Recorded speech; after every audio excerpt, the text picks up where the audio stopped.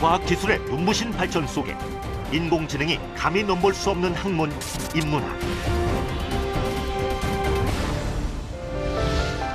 인간이 기계에게 더 많은 영역을 내어줄수록 인문학은 우리 스스로의 가치를 증명하게 하는 보석 같은 존재다. 인간을 위한 학문, 삶의 영원한 길잡이가 되어줄 인문학 속으로 들어가 본다.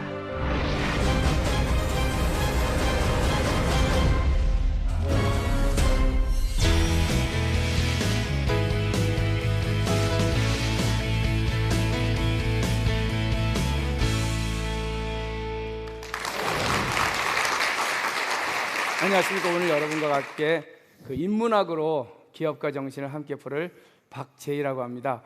저는 오늘 동양 철학을 전공한 학자로서 이 동양 철학이라고 하는 것을 기반으로 해서 현재 기업가 정신에 대해서 한번 이야기를 해보려고 하는데요.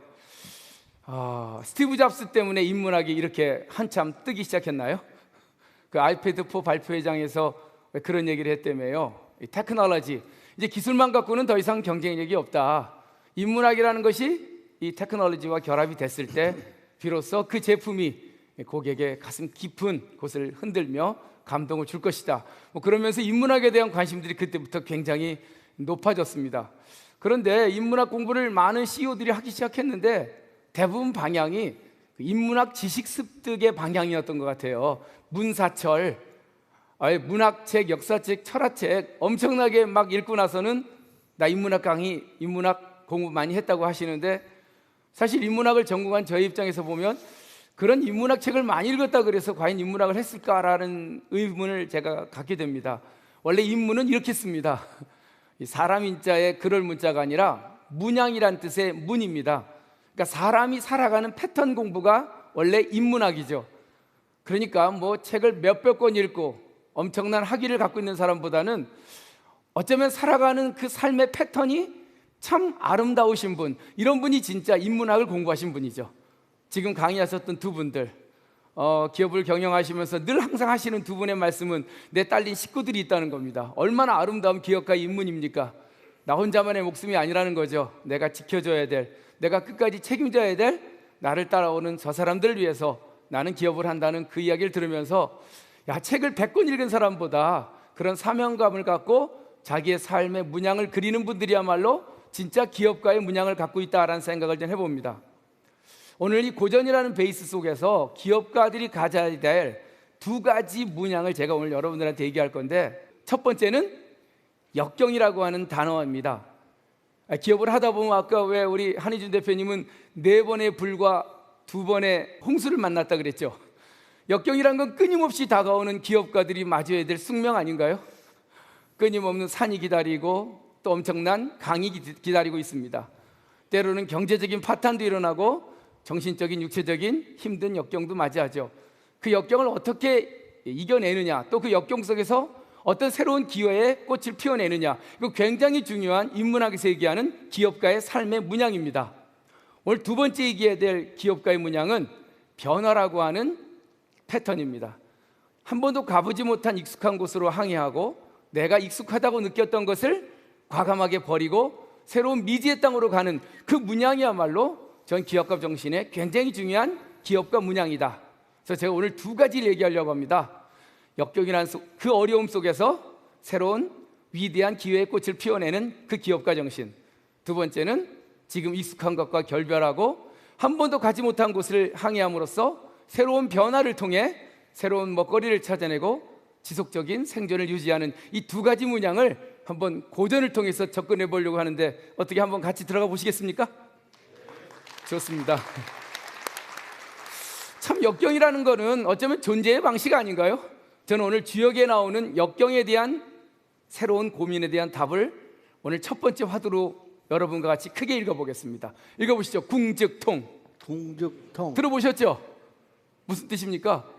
이 궁이라고 하는 건 일종의 역경입니다. 참 궁하다, 힘들다 라고 하는 그 역경들이 참 한 조직과 한 인간을 굉장히 괴롭히게 하죠. 그런데 주역은 그런 얘기를 해요. 주나라 사람들이 세상이 어떻게 체인지, 변화하는 그 모습이 어떤지를 관찰했더니만 역경이 새로운 변화의 일종의 모멘텀이 된다는 거예요.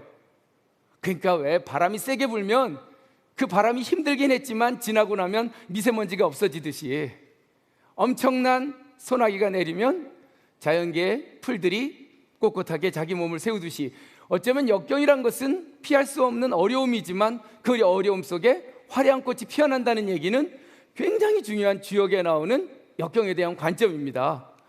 그래서 왜 이 논어책에 보면은 군자란 말이 계속 나와요. 군자. 아마 논어책 대부분들 읽어보셨죠? 11,500글자. 이 공자라고 하는 사람이 그의 제자들과 끊임없이 그 시대를 논하면서 야, 이 시대의 가장 위대한 리더의 모습은 어떤 모습이야? 군자야 라고 얘기합니다. 저는 논어책에 나오는 군자라고 하는 일종의 기업인이죠. CEO죠. 어쩌면 리더죠. 이런 가장 롤모델인 군자의 모습 중에 제가 제일 좋아하는 구절입니다. 같이 한번 읽어보시죠. 군자 고궁. 군자는 평상시에 변별력이 없대요. 그게 소인인지 군자인지 훌륭한 사람인지 아니면 별 볼 일 없는 사람인지 역경을 당해보면 안답니다. 똑같은 역경인데 어떤 사람은 역경을 당하는 순간 무너진대요. 근데 어떤 군자는요, 역경 속에서 더욱더 단단한 자기의 모습을 찾아낸답니다. 이 단단할 꽃자, 군자는 궁한 역경 속에 더욱더 단단해지고 성장한다는 뜻입니다. 이 우한이라고 하는 것들이 이 주역의 관점에서 본다면, 이 유교라고 하는 인문학의 관점에서 본다면 어쩌면 아프긴 하지만, 힘들긴 하지만 그걸 통해서 좀 더 높은 생산성을 갖출 수 있고 또 새로운 원료 보급선을 만들어내고 어쨌든 어떤 방식으로든 풀어만 낸다면 아까 제가 말씀드린 궁즉통, 그 역경을 통해 새로운 솔루션을 찾아내고 더 큰 성장의 기회가 될 수 있다. 전 이 말은 굉장히 중요한 기업가 정신의 첫 번째일 거라는 생각이 들어요. 불이 나면 공장을 다시 젓고 물이 차면은 다시 기계를 닦아서 쪼여서 새로운 기계로 또 가동을 시켰고 이런 역경들이 비록 엄청나게 힘들었지만 그걸 통해서 더 큰 버전업, 또 다른 나를 만들어낼 수 있는 계기가 됐다는 이야기를 들으면서 역경이란 것이 때로는 나에게 굉장히 중요한 성장의 계기가 될 수도 있다. 이게 전 오늘 첫 번째 얘기하고자 하는 기업계 정신의 첫 번째 화두입니다. 두 번째는 변화라고 하는 화두입니다. 사실 누가 변화하고 싶겠습니까? 그냥 우주 전원주택, 그냥 전원주택 잘 지시면 편하게 살 수 있잖아요. 왜 아이스크림 가게나 하십니까? 왜 농산물에 손을 대셨어요? 한 번도 가보지 못한 길이었는데 글쎄요, 뭐 어떤 생각을 했는지 모르겠지만 여간 내가 지금 편안하다고 생각하는 곳에 안주하지 않고 일명 stay hungry, 비록 힘들고 어렵지만 새로운 곳을 통해서 또 다른 나를 찾아내겠다라고 하는 일종의 변화의 한 시도였을 거라는 생각이 들어요. 정말 변화라고 하는 건 말이 쉽지요. 인생을 살다 보면 변화하기가 쉽지 않아요. 숙명적으로 어쩔 수 없이 변화하지 변하지 않아도 될 상황에 변화한다는 건 정말 어려운 일 같아요. 전 그래서 오늘 두 번째 기업가 문양으로 손자병법에서 얘기하는 변화야말로 위대한 승리의 지속적 획득 방법이다. 읽어보시죠. 변즉통. 뭔 뜻이죠? 변해야 통한다. 아까는 뭐라 그랬죠? 궁해야 통한다. 힘들어야 더 위대해지고 두 번째는 변해야 새로운 길을 만난다는 뜻입니다. 아까 우리 김원준 대표님이 전략이란 개념의 한 가지를 얘기했어요. 타이밍을 잃지 마세요. 굉장히 중요한 손자병법에 나오는 얘기입니다. 언제 나갈 거냐, 그 타이밍이라고 하는 게 요즘 골든타임이라고 들어보셨죠? 골든타임이라고 하는 건 시간이 등가가 아니라는 그 전제하에 시작이 됩니다. 어떤 한 시간은요, 일일이 여삼추라, 어느 날 하루는 세 번의 가을과 바꾸지 않는 엄청난 파워풀한 타이밍이 있대요. 왜 응급실 왜 들어갈 때 왜 그 생존 타이밍 있잖아요. 이 골든 타임이라고 하는 이 단어, 이거 굉장히 중요한 손자병법에 나오는 핵심 단어입니다. 언제 들어갈 거냐, 언제 빠질 거냐. 이 첫 번째가 손자가 얘기하는 변화의 첫 번째 틀이에요. 타이밍을 읽어낼 줄 알아야 된다. 똑같은 걸 바라보더라도 정확히 시간을 읽어내요. 두 번째는 스페이스, 어디 갖다 팔 거냐. 이거 굉장히 중요합니다. 어느 공간으로 나아갈 거냐. 일단 시간의 축이 결정이 났으면 이제 공간이라고 하는 축이 골든 스페이스도 있는 거죠. 아까 얘기하셨던 두 기업가 1977년 아무도 생각지 못했던 단열재라고 하는 공간을 찾아내셨고 또 남들이 생각할 수 없었던 전원주택을 단지화시켜서 그 타이밍에 남들보다 먼저 진입에 성공하신 거죠. 어쩌면 두 분이 운이 좋아서 그랬다라고 할 수 있지만 손자병법으로 보면 전략이 있으신 거죠. 그 시간에 그 분야에 들어간 겁니다. 굉장히 탁월한 전략적 판단이었을 것 같아요. 세 번째 손자는 얘기합니다. 걷다 스피드가 붙어야 된대요. 속도요. 그래서 손자는 이 골든 타임, 골든 스페이스, 골든 스피드, 즉 이 세 가지만 잘 접점만 찾아내면 뛰어난 새로운 승리의 전략의 솔루션을 찾아낼 수 있다라고 얘기를 합니다. 그런데 중요한 건 이 29살 청년 장군 손자병법을 쓴 이 CEO가 그래요. 전략은 지금 내가 물자가 부족하고 후원이 부족하고 병력이 부족할 때 이 열세를 극복하는 굉장히 중요한 방법 중에 하나지만 가장 중요한 병법의 원리 중에 하나가 한 번 쓴 전략은 두 번 쓰지 말랍니다. 어제 갔던 데 똑같이 들어가지 말고요, 어제 갔던 속도로 가려고 하지 말래요. 늘 새로운 속도로 새로운 공간을 향해서 새로운 타이밍을 찾아내랍니다. 그래서 오늘 두 번째 기업가 정신의 문양이 아까 뭐라 그랬죠? 변화라는 겁니다. 어제와 다른 속도로 변화하고 어제와 다른 지식으로 무장하고 어제와 다른 타이밍을 찾아내래요. 그래서 엘빈 토플라는 사람이 이걸 그대로 인용해서 책을 하나 썼더만요. 웰스 레볼루션, 부의 미래란 책이요. 혹시 읽어보셨나요? 앞으로 이 웰스 레볼루션, 부의 혁명이 다가온답니다. 거기에 살아남는 기업이 된다면 변해야 된대요. 이 세 가지를 얘기하던데요. 스트레칭 스페이스, 제발 당신이 갖고 있는 그 공간을 좀 버리고 스트레칭, 새로운 공간을 향해서 나아가라. 두 번째가 리어레인징 타임, 어제 갔던 그 속도 말고 새로운 속도로 빨리 가속시켜라. 마지막이 그거더만요. 리트러스트 날리지, 어제 썼던 그 방법, 어제 만들었던 그 단열재, 그 만드는 방법 버리고 새로운 방식으로 게임하라.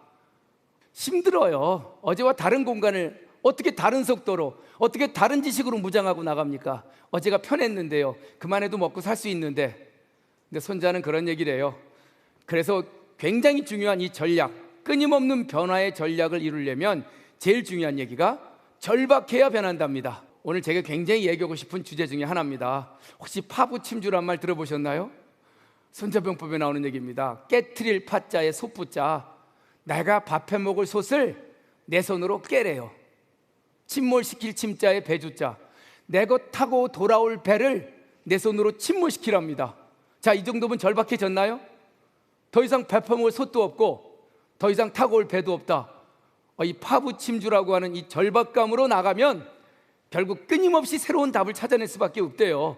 그 엄청난 모험을 벼렸을 때 결국 변통, 새로운 미래의 땅이 기다리고 있다는 게 손자 얘기입니다. 단 장군이 가져야 될 절박감은 명확합니다. 아까 두 분 똑같이 얘기했죠. 왜 우리는 그렇게 새로운 사업에 손을 대고 또 새로운 기업을 만들어서 새로운 단열재를 만들 수밖에 없는가? 다 뭐라 그러셨죠? 딸린 식구라고 똑같이 얘기했어요. 참 중요한 얘기입니다. 나 혼자라면 그렇게 절박할 필요 없죠. 왜? 이 정도면 먹고 살고, 이 정도면 나도 평생 사니까. 근데 나를 따라오는 저 팔로워들, 그들을 좀 더 잘 입히고 잘 먹이고 좀 더 잘 살게 하기 위해서 나는 절박할 수밖에 없다는 이 말은 굉장히 중요한 기업가 정신의 변통의 화두인 것 같아요. 내가 이렇게 절박한 이유는요, 다른 게 아니라 나와 함께하는 자들 때문에 절박한 겁니다. 소명의식이라는 거예요. 아까 내가 계속 얘기 들었어요. 내가 지켜야 될 사람이 있고 내가 지켜야 될 회사가 있다는 겁니다. 손자의 병법 첫 번째 첫 구절이에요. 병자는, 전쟁터라는 것은 국지대사라, 나라에 가장 큰 일이 벌어지는 것으로서 사생지지, 사람이 죽고 사는 땅이고 존망지도, 국가가 존재하느냐 망하느냐 결정되는 기로에 있는 것이니 불가불찰이니라. 너는 지금 그 장군복을 입고 어느 하나라도 찰찰찰 정확하게 절박하게 따지고 살피지 아니해서는 안 될 것이다. 손자병법 6600글자, 이 기업가 정신의 가장 최고의 교과서죠. 한 글자로 얘기하면 찰입니다. 살피라는 거예요. 따지라는 겁니다.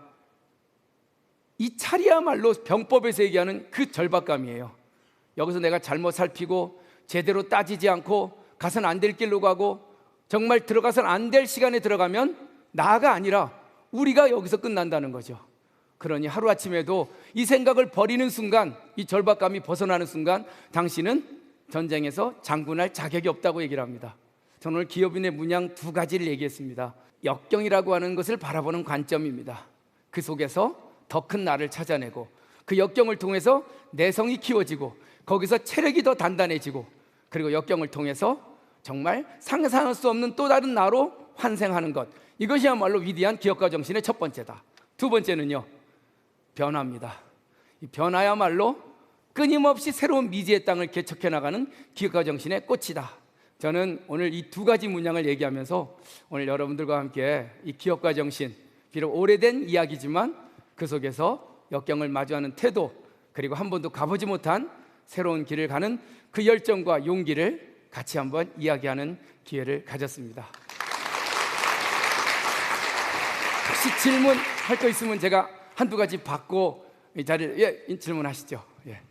그 역경을 앓고 나면은 되게 아프지 않습니까? 네. 그런데 그 역경하고 비우다, 비움의 차이, 역경하고 비움의 차이점이 있다고 생각하십니까? 굉장히 중요한 연관관계가 있는 것 같아요. 그러니까 역경을 마주할 때 가장 힘든 게 결국은 집착이죠. 이게 내가 어떻게 여기까지 왔는데, 이 공장 어떻게 여기까지 만들었는데 하루아침에 불이 나서 사라졌을 때 그걸 못 비우는 거거든요. 그 없어진 공장의 지금의 내 현실을 인정 못하는 거죠. 그러니까 자꾸 가슴이 아프고 옛날 생각만 나는 건데, 지금 말씀하신 대로 그래, 부서진 건 부서진 거고 불타버린 건 불타버린 거야 라고 깨끗하게 비워버리는 순간 정말 다시 시작한다는 마음으로 또 그 현장에 설 수 있을 것 같아요. 그 말 좋네요. 역경은 내가 그동안 갖고 있던 내 집착을 비움으로써 뭔가 넘어갈 수 있다라고 하는 그 솔루션도 굉장히 좋다는 생각이 듭니다. 오히려 답을 얘기해 주셨네요. 고맙습니다.